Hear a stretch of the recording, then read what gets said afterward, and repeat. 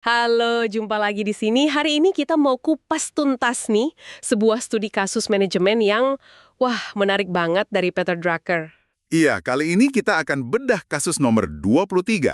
Judulnya Keselamatan di Pangkalan Udara Kajak. Sumber kita, seperti biasa, dari buku Management Cases karya Peter Drucker sendiri ya. Kasusnya ini sekilas pendek, tapi isinya itu loh padat banget dan bikin mikir. Betul. Jadi misi kita kali ini, kita mau coba gali gimana sih seorang pemimpin, seorang komandan, mencoba mendorong standar keselamatan sampai ke level yang, ya bisa dibilang ekstrim. Ekstrim gimana nih maksudnya? Nol kecelakaan. Di lingkungan kerja yang bahayanya itu udah jelas-jelas tinggi, kayak pangkalan udara taktis gitu. Wow, nol kecelakaan. Oke. Nah, kita bakal lihat strategi manajemen apa aja yang muncul sebagai jawaban atas tantangan itu. Coba deh Anda bayangkan situasinya. Ada pangkalan udara namanya Kajab. Rekor keselamatannya itu udah paling top, paling bagus. Di seluruh komandonya. Udah terbaik lah pokoknya. Udah paling bagus ya. Harusnya udah cukup dong. Nah, itu dia. Tiba-tiba datang komandan baru, dia bilang ini belum cukup. Target kita nol kecelakaan. Nol, sama sekali. Waduh, itu kedengarannya ambisius banget ya. Atau malah, hampir mustahil. Gimana coba caranya mencapai target seperti itu? Nah, itu yang mau kita bongkar bareng-bareng. Yuk, kita mulai dari situasi awalnya di pangkalan udara Kajak ini. Oke, jadi kondisi awalnya gimana? Tadi dibilang udah yang terbaik ya? Ya, pangkalan udara taktis Kajak ini punya rekor keselamatan terbaik di Komando Udara Taktis. Itu semacam divisi angkatan udara yang fokusnya ke operasi lapangan gitu. Jadi prestasinya udah bagus banget sebetulnya. Tapi komandan barunya ini, nggak gampang puas rupanya. Dia menetapkan target yang ya bikin kaget semua orang. Zero accidents, nol kecelakaan, titik. Reaksi pertama dari kepala operasinya ya cukup wajar sih menurut saya. Dia bilang, ya namanya pesawat tempur itu kan memang secara inherent, secara bawaan, itu berbahaya. Masuk akal sih ya, risiko itu udah sepaket sama pekerjaannya. Ya, tapi si komandan ini, nah ini menariknya, dia nggak mau terima alasan itu. Dia bilang, bahaya itu harusnya untuk musuh, bukan untuk personel kita sendiri. Dia menolak anggapan kalau kecelakaan itu hal biasa. Dia nggak mau terima status quo gitu ya. Persis. Dia langsung menantang bawahannya, ayo cari cara baru. Dia minta proposal yang konkret dari dua orang kunci, kepala operasi dan kepala inspektor keselamatan. Dia mau lihat cara jelasnya gimana buat mencapai target nol itu. Oke, nah sebelum kita lihat proposal-proposal barunya nih, mungkin kita perlu paham dulu ya, sistem keselamatan yang udah jalan di kapal Zag itu kayak apa sih? Penting itu. Kepala Inspektur Keselamatan sempat ngejelasin, ada 3 pilar utama yang udah mereka jalankan selama ini. Apa aja tuh 3 pilar itu? Pilar pertama, mereka sebut studi peralatan. Jadi, ya mereka rutin ngecek alat-alat, pesawat, segala macem, cari potensi masalah yang bisa bikin celaka. Meskipun mungkin kontrol mereka ke pabrik pembuatnya terbatas ya. Betul. Tapi kalau ketemu masalah di lapangan, ya diusahakan diperbaiki sebisa mungkin. Itu pilar pertama. Oke, pilar kedua? Pelatihan terus-menerus. Ini standar lah ya di lingkungan berisiko tinggi. Personel harus dilatih berulang kali biar paham prosedur, sigap hadapi situasi apapun. Ya, biar jadi kebiasaan gitu ya. Terus yang ketiga? Yang ketiga, investigasi insiden. Jadi, tiap ada kejadian, sekecil apapun, bahkan yang nggak ada korban luka sama sekali, itu langsung diinvestigasi tuntas. Oh, jadi near miss gitu juga diinvestigasi. Iya, justru itu penting. Dari situ mereka lihat, perlu nggak prosedur atau alatnya diubah. Dan kalau penyebabnya ternyata kelalaian personel, ya ada rekomendasi sanksi. Oke, jadi sebenarnya udah cukup komprehensif ya sistem yang ada. Nah, si kepala inspektur keselamatan ini sebenarnya merasa usaha mereka tuh udah pol-polan. Dia bilang, kesadaran keselamatan di pangkalan udah tinggi banget. Tapi, ya itu tadi, Tapi komandannya minta lebih ya. dia sadar. Permintaan komandan buat cari ide baru ini tantangan yang, nggak bisa dihindari. Mau nggak mau, harus dipikirin. Oke, nah berangkat dari situ mulailah dua perwira ini, kepala operasi dan inspektur keselamatan mikir keras dan bikin proposal. Kita lihat dulu usulan dari kepala operasi ya. Boleh. Kepala operasi ini punya 2 ide utama. Kita sebut aja proposal 1A dan 1B. Oke, yang 1A gimana? Proposal 1A ini namanya Kompetisi Keselamatan Permanen. Idenya cukup simpel sebenarnya. Tiap bulan, nama unit atau skuadron yang nggak ada kecelakaan sama sekali, itu bakal dipajang di papan pengumuman utama. Oh, semacam Hall of Fame bulanan gitu ya, biar pada semangat. Iya, biar ada rasa bangga, dan nggak cuma dipajang namanya. Ada juga pengakuan formal dan hadiah. Contohnya mungkin cuti tambahan buat anggota unit itu. Menarik, ada insentifnya. Dan yang lebih serius lagi, catatan kinerja keselamatan ini bakal jadi salah satu faktor pertimbangan penting waktu ada rekomendasi kenaikan pangkat atau jabatan. Baik buat perwira maupun bintara, NCO itu. Oke, jadi ini jelas pendekatannya pakai penguatan positif ya. Dikasih insentif, hadiah, pengakuan, terus kinerja keselamatan itu dihargai secara nyata dalam jenjang karir. Tepat sekali. Itu proposal 1A. Nah, proposal kedua dari kepala operasi, yang 1B, ini pendekatannya beda 180 derajat. Jauh lebih keras. Lebih keras gimana nih? Dia ngusulin buat niru praktik dari industri. Dia nyebut contohnya General Motors, GM, yang dulu pernah menerapkan sistem yang sangat ketat. Gimana tuh detailnya? Kok kedengarannya agak sangar ya? Emang lumayan sangar. Gini, kalau ada kecelakaan sekecil apapun, ingat ya, sekecil apapun, bahkan yang nggak ada korban luka, supervisor yang bertanggung jawab di area itu langsung dibebas tugaskan sementara, sambil nunggu hasil investigasi. Langsung nonaktif sementara? Iya, dan nggak cuma dia, atasannya langsung, jadi komandan di atas supervisor itu juga ikut kena, dibebas tugaskan juga sementara. Wah, langsung kena ya rantai komandonya. Nggak main-main ini. Belum selesai. Itu baru kalau kejadian pertama. Kalau supervisor yang sama mengalami kecelakaan kedua dalam periode 12 bulan, Kenapa tuh kalau yang kedua? dia langsung dicopot permanen dari jabatannya. Dan atasannya didemosi, turun pangkat atau turun jabatan. Berat banget kan konsekuensinya? Gila, ini sih ekstrim banget hukumannya. Ada pengecualian nggak sih? Cuma satu. Kalau kecelakaan itu murni, 100% disebabkan oleh kegagalan peralatan yang di luar kendali si supervisor sama sekali. Misalnya cacat pabrik yang nggak terdeteksi gitu. Selain itu, ya tanggung jawab berjenjang tadi berlaku. Oke. Perlu dicatat juga nih, si komandan sendiri sadar kalau mau menerapkan aturan secopot jabatan atau demosi ini, wah ini mungkin dia perlu izin dari komando yang lebih tinggi.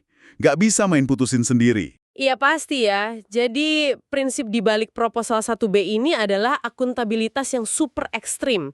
Konsekuensinya langsung berat dan nggak cuma buat individu tapi juga buat rantai komando di atasnya. Betul. Nah, sekarang kita punya dua proposal dari kepala operasi dengan pendekatan yang sangat kontras.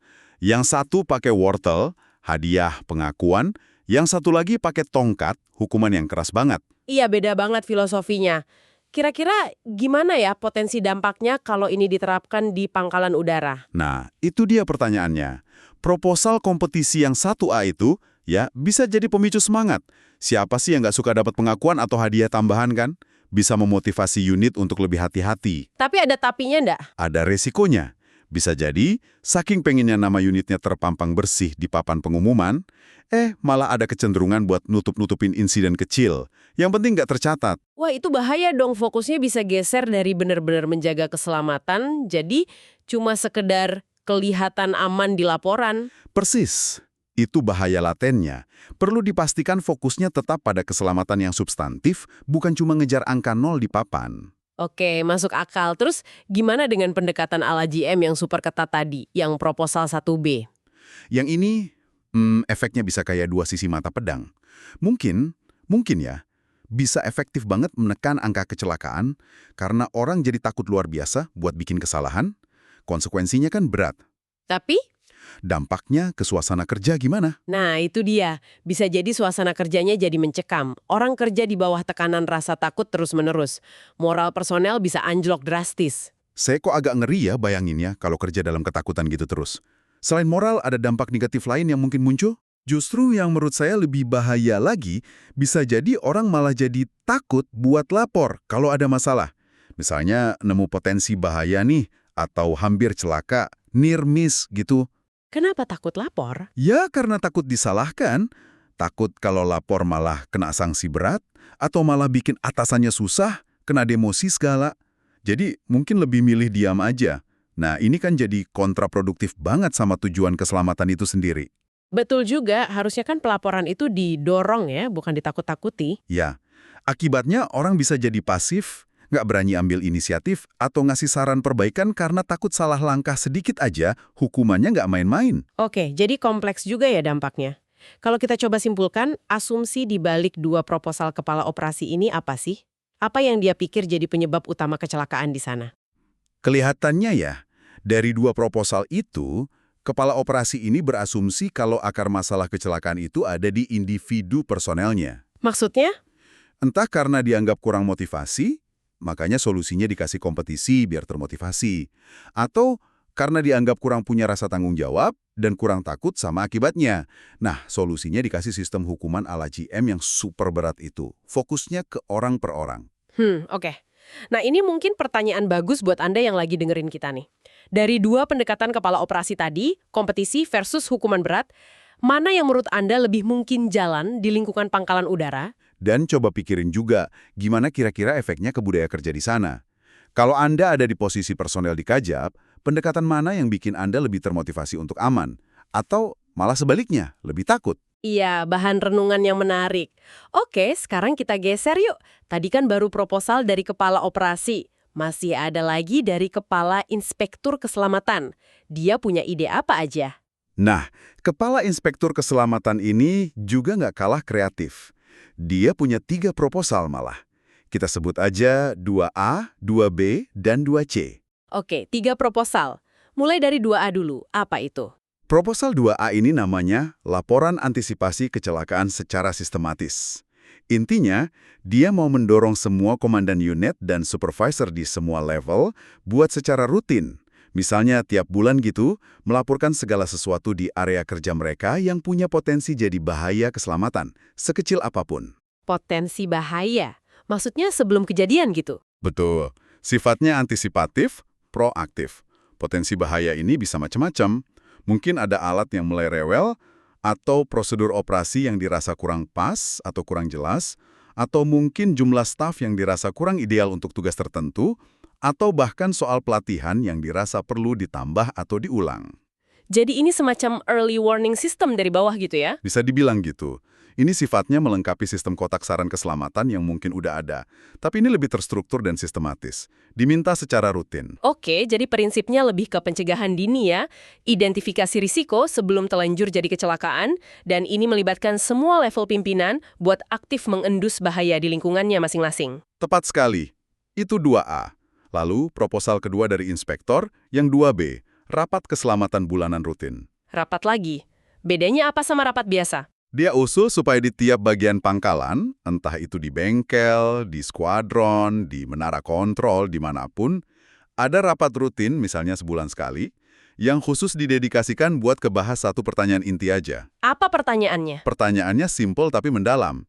Apa yang bisa kita masing-masing lakukan untuk membuat pekerjaan kita di sini benar-benar aman? Wah, ini pendekatannya beda lagi ya. Fokusnya ke partisipasi semua orang, biar muncul rasa tanggung jawab kolektif, rasa kepemilikan bersama gitu soal keselamatan. Dan jadi ajang buat ngobrol terbuka soal resiko dan cari solusi bareng-bareng. Iya, membangun dialog. Dan yang ketiga, proposal 2C, ini sifatnya melengkapi rapat tadi. Namanya presentasi praktik terbaik. Gimana tuh maksudnya? Jadi, di tiap rapat keselamatan bulanan itu disisipkan satu sesi di mana ada seorang komandan atau supervisor yang maju ke depan buat presentasi, buat cerita soal cara efektif yang udah dia terapkan di unitnya untuk membuat operasinya bebas kecelakaan. Oh, jadi kayak sharing session gitu ya? Saling berbagi ilmu dan pengalaman sukses dari lapangan, belajar dari teman sendiri yang udah berhasil. Persis. Jadi bukan cuma teori atau aturan dari atas, tapi contoh nyata dari rekan kerja sendiri. Ini kan biasanya lebih ngena dan lebih gampang ditiru. Setuju. Ini kedengerannya bagus sih, lebih praktis dan memberdayakan. Nah, sekarang giliran kita analisis nih proposal dari Kepala Inspektor Keselamatan ini. Apa potensi dampaknya kalau dijalankan? Kalau kita rasakan jiwanya ya, usulan dari Inspektur Keselamatan ini memang terasa beda banget kan dari kepala operasi? Kan orang-orang di lapangan kayak mau bangun budaya aman dari dalam, bukan dipaksa dari luar. Betul. Fokusnya ke sistem dan proses.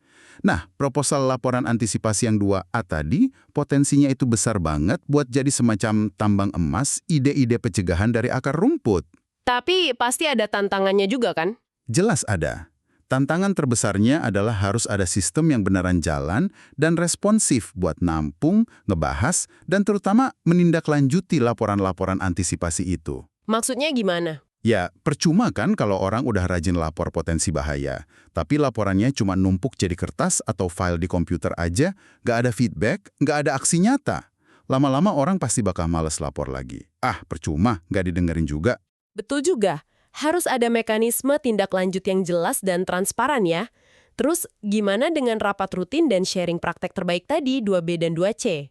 Dua ini, menurut saya, kuat banget potensinya buat bangun kesadaran kolektif dan memperkuat norma keselamatan. Kalau orang rutin ngumpul, ngobrolin keselamatan secara spesifik, dengar cerita sukses dari rekan kerja, Lama-lama jadi budaya ya? iya, lama-lama standar keselamatan itu jadi norma kelompok. Jadi bagian dari cara kerja sehari-hari, bukan cuma sekedar aturan tertulis yang ditempel di dinding.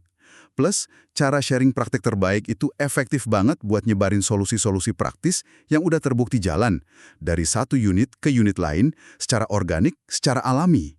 Oke, kalau tadi kita bahas asumsi kepala operasi soal penyebab kecelakaan, nah kalau inspektur keselamatan ini, asumsinya apa di balik ketiga proposalnya tadi? Kalau inspektur keselamatan, kelihatannya dia punya asumsi yang beda. Dia nggak cuma mikir kalau kecelakaan itu gara-gara orangnya males atau nggak tanggung jawab, tapi lebih ke faktor sistemik. Faktor sistemik itu contohnya gimana? Misalnya ya, kurangnya kesadaran kolektif terhadap resiko-risiko yang mungkin nggak terlalu kelihatan. Atau kurang lancarnya komunikasi dan pertukaran informasi antar bagian atau antar level jabatan. Atau bisa juga karena kurangnya fokus untuk terus-menerus memperbaiki cara kerja, mencari cara yang lebih aman secara berkelanjutan. Jadi pendekatannya lebih melihat ke sistem kerjanya, budayanya, prosesnya secara keseluruhan, bukan cuma nyalahin individu. Kurang lebih begitu. Jadi jelas ya, ada dua mazhab pemikiran yang cukup berbeda di sini, antara kepala operasi dan inspektur keselamatan. Iya, jelas belat bedanya. Tapi sehebat apapun idenya, sebagus apapun proposalnya, pasti ada tantangan pas mau dijalankan kan? Kita ingat lagi deh kekhawatiran utama si komandan di awal tadi. Benar sekali. Komandan kan dari awal udah nanya, semua proposal ini, baik yang dari operasi maupun yang dari inspektur, bisa nggak sih dijalankan tanpa bikin biaya operasional membengkak secara signifikan? Atau malah ganggu efektivitas tempur pangkalannya. Itu kan penting banget, apalagi ini konteksnya militer. Persis. Selalu ada tarik-menarik, ada trade-off ya, antara mau mencapai tingkat keselamatan yang setinggi-tingginya, tapi di sisi lain juga harus efisien dalam penggunaan sumber daya, dan yang paling utama, kesiapan untuk menjalankan misi tempurnya nggak boleh sampai terganggu. Setiap usulan tadi, mau yang kompetisi, hukuman, laporan, rapat, pasti harus ditimbang juga dari sisi biaya dan dampaknya ke operasional inti mereka ya. Tentu saja, ini dilema klasik dalam manajemen risiko di organisasi manapun sebetulnya, tapi jadi lebih tajam dan krusial di konteks militer seperti Pangkalan Kajek ini. Terus, gimana akhir dari diskusi di Pangkalan Kajak ini menurut kasusnya Drucker? Apa mereka akhirnya pilih salah satu proposal? Atau malah nggak jadi diterapkan semua? Nah, penutup kasusnya ini juga menarik dan menurut saya cukup realistis. Ternyata, kedua perwira ini, kepala operasi dan inspektur keselamatan, setelah memaparkan ide masing-masing, mereka sama-sama merasa kalau kelima proposal yang diajukan itu, 2 dari operasi, 3 dari inspektor, sebetulnya patut dicoba. Oh, jadi nggak langsung milih satu juara atau menolak yang lain? Enggak, tapi ada tapinya. Mereka nggak mengusulkan untuk langsung diterapkan serentak di seluruh pangkalan. Terus gimana dong? Mereka sepakat mengusulkan kepada komandan untuk dicoba dulu secara eksperimental di beberapa bagian pangkalan aja, sebagai area percontohan, semacam pilot project gitu. Ah, oke. Jadi diuji coba dulu skala kecil ya? Betul. Ini kan pendekatan manajemen perubahan yang hati-hati dan bijak sebetulnya.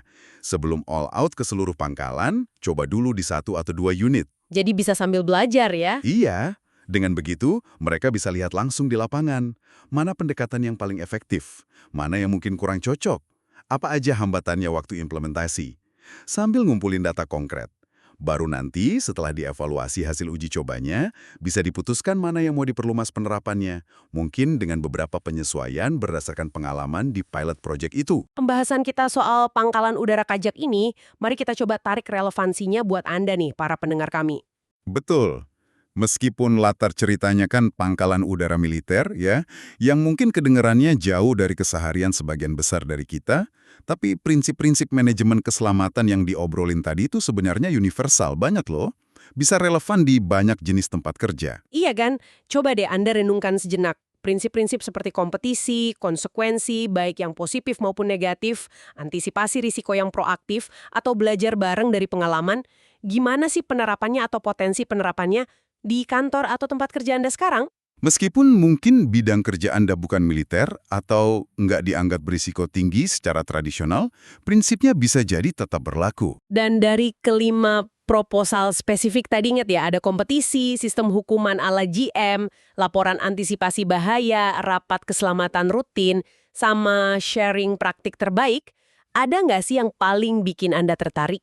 Atau mungkin ada nggak yang rasanya paling mungkin untuk diadopsi atau diadaptasi, mungkin dengan modifikasi sedikit, di lingkungan kerja Anda sendiri? Kenapa Anda milih yang itu? Ini bisa jadi bahan refleksi yang berguna loh setelah dengerin ini. Oke, jadi kalau kita coba rangkum sedikit ya pembahasan kita hari ini, kasus pangkalan udara Kajak ini dengan jelas nunjukin tantangan yang luar biasa berat buat mencapai target ambisius seperti 0 kecelakaan. Apalagi di tempat kerja yang memang bahayanya itu udah bawaan dari sifat pekerjaannya. Dan kita lihat ada spektrum pendekatan manajemen yang diusulkan. Bervariasi banget, mulai dari yang sangat bertumpu pada iming-iming hadiah dan ancaman hukuman buat memotivasi atau mendisiplinkan individu, Sampai ke pendekatan yang lebih fokus ke perbaikan sistem secara keseluruhan, pemberdayaan orang banyak di semua level, dan menciptakan mekanisme untuk belajar bersama secara berkelanjutan. dan yang mungkin jadi wawasan kunci paling penting dari kasus ini adalah bagaimana pilihan pendekatan manajemen yang berbeda itu sebenarnya merupakan cerminan dari asumsi yang berbeda pula tentang akar penyebab masalahnya. Dalam hal ini, akar penyebab kecelakaan. Apakah kita anggap masalah utamanya ada di orangnya? Misalnya soal motivasi, kompetensi, atau tanggung jawab pribadinya? Atau apakah kita lebih melihat masalahnya ada di sistemnya? Misalnya soal kesadaran kolektif, kualitas komunikasi, kejelasan prosedur, atau budaya kerja secara umum. Ini pertanyaan mendasar banget dalam manajemen. Dan kayaknya ya, dalam dunia manajemen, apalagi untuk isu serumit keselamatan kerja ini, jarang banget ada satu jawaban ajaib atau solusi peluru perak yang cocok untuk semua situasi. Iya, nggak ada satu ukuran cocok untuk semua gitu ya. Betul, pilihannya pasti sangat tergantung sama konteks spesifik organisasinya, budaya yang udah ada, dan tentu saja filosofi kepemimpinan dari orang yang ada di pucuk pimpinannya. Nah, sebelum kita benar-benar tutup sesi ini, kami mau lempar satu pertanyaan lagi nih, buat Anda renungkan sendiri nanti setelah ini selesai. Pertanyaan buat dibawa pulang gitu ya. Iya, jadi selain kelima proposal spesifik yang udah kita bahas tadi dari Kepala Operasi dan Inspektur Keselamatan di Pangkalan Kajak, kira-kira nih menurut Anda ada nggak sih elemen penting lain yang krusial buat membangun budaya keselamatan yang unggul, yang mungkin belum sempat tersentuh atau kurang ditekankan dalam diskusi mereka di Kajak itu? Pertanyaan bagus. Misalnya nih ya, mungkin kita bisa pikirkan seberapa besar sih peran keteladanan pimpinan, leadership by example itu loh. Gimana pimpinan puncak sampai supervisor lini depan itu nunjukin perilaku aman dalam tindakan mereka sehari-hari, bukan cuma ngomong doang. Itu penting banget ya. Atau mungkin soal kualitas komunikasi vertikal antara atasan dan bawahan. Sejauh mana sih orang merasa nyaman dan aman untuk melaporkan risiko, atau bahkan insiden nyaris celaka, near miss, tanpa punya rasa takut bakal disalahkan, dihukum, atau dianggap cari masalah? Ya, aspek psikologis keamanan, psychological safety, itu kan krusial banget buat membangun keterbukaan yang jadi fondasi pencegahan kecelakaan. Apakah itu sudah cukup dibahas di Kajak Banas? Mungkin belum sedalam itu ya. Nah, pertanyaan-pertanyaan semacam ini ngajak kita mikir lebih luas lagi ya, soal apa aja sih pilar-pilar yang beneran jadi fondasi buat budaya keselamatan yang kuat dan berkelanjutan. Nggak cuma soal program atau prosedur spesifik aja. Oke, rasanya cukup dalam dan semoga bermanfaat ya pembahasan kita kali ini mengenai kasus Pangkalan Udara Kajak. Terima kasih banyak sudah menyimak sampai akhir. Ya, terima kasih banyak. Sampai ketemu lagi di sesi pembahasan mendalam berikutnya. Tetaplah penasaran dan terus menggali wawasan baru. Sampai jumpa!